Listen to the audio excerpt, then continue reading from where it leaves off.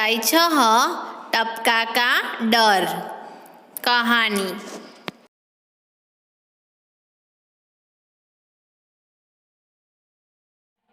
अड्डा नंबर, तुम्हारे गांव में कैसे कैसे घर है? उत्तर, मेरे गांव में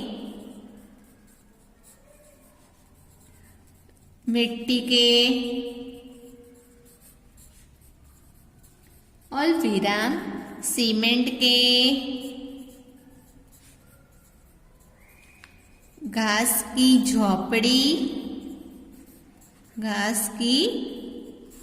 झोपड़ी जैसे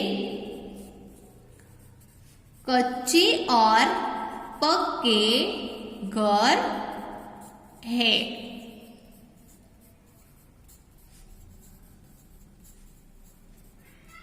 फिर से अड्डा नंबर, तुम्हारे गांव में कैसे कैसे घर है? उत्तर, मेरे गांव में मिट्टी के, सीमेंट के, घास की झोपड़ी जैसे कच्चे और पक्के घर है। आगे 19 नंबर, तुम्हारा घर किन किन चीजों से बना है? उत्तर, मेरा घर ईंट, अल्पविराम पत्थर, अल्पविराम मिट्टी और सीमेंट से बना है। सीमेंट से बना है। फिर से 19 नंबर, तुम्हारा घर किन किन चीजों से बना है? उत्तर, मेरा घर ईंट, पत्थर, मिट्टी और सीमेंट से बना है। आगे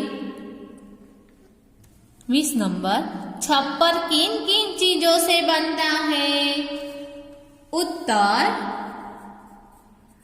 छप्पर लकड़ियों,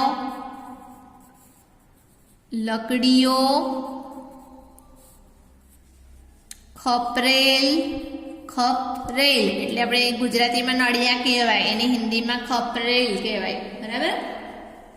और घास फूस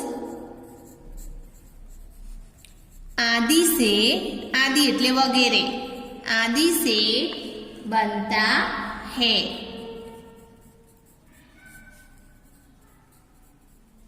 फिर से 20 नंबर, छप्पर किन किन चीजों से बनता है? उत्तर, छप्पर लकड़ियों, खपरेल और घास फूस आदि से बनता है। आगे 21 नंबर, बरसात के मौसम में क्या क्या होता है? उत्तर,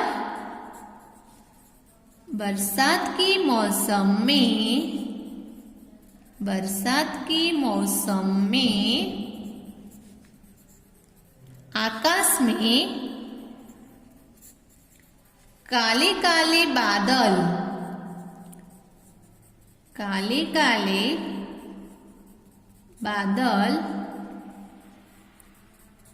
छा जाते हैं। बिजली चमकती है।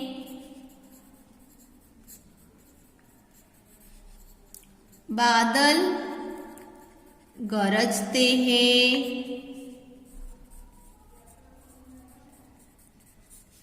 पूर्णविराम। चारों ओर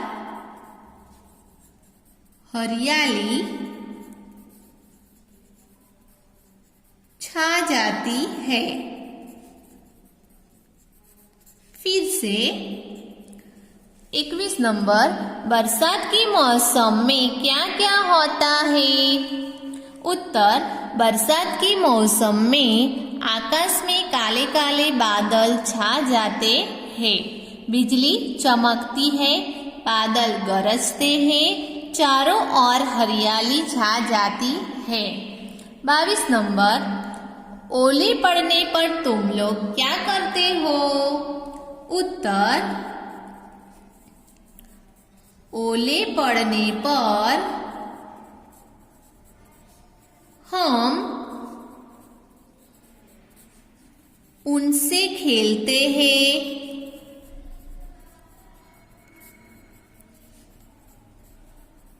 और कभी कभी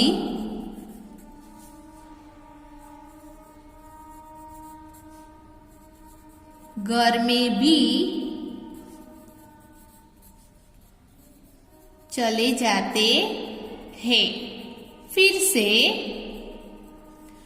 22 नंबर, ओले पड़ने पर तुम लोग क्या करते हो?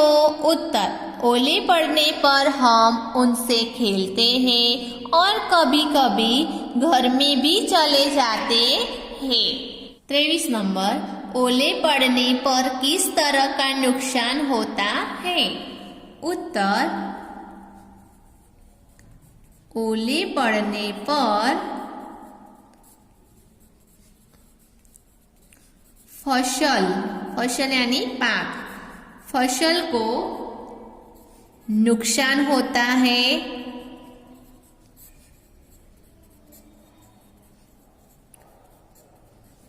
कच्चे घरों की छत को भी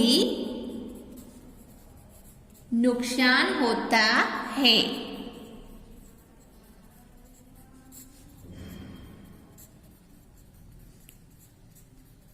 फिर से 23 नंबर, ओले पड़ने पर किस तरह का नुकसान होता है? उत्तर, ओले पड़ने पर फसल को नुकसान होता है, कच्चे घरों की छत को भी नुकसान होता है। 24 नंबर, तुमने कितने प्रकार के चूल्हे देखे हैं? उत्तर, मैंने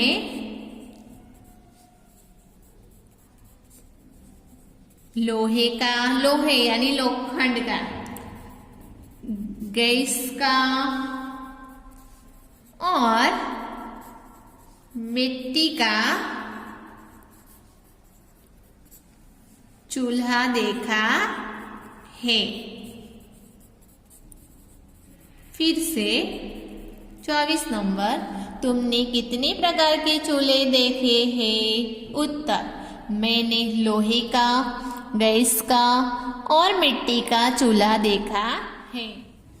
25 नंबर, जंगल में बाघ के अलावा और कौन से प्राणी रहते हैं? उत्तर, जंगल में बाघ के अलावा हाथी, शेर, जिराफ, बंदर, लोमड़ी यानी सियार और भालू यानी रीछ, भालू आदि यानी वगैरह जैसे जानवर रहते हैं।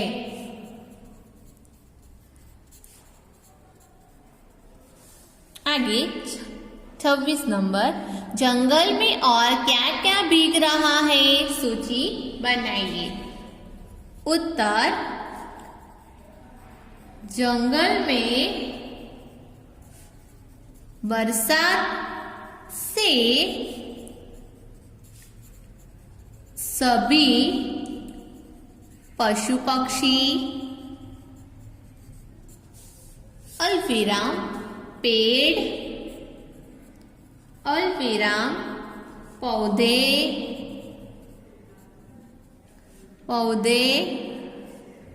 पत्थर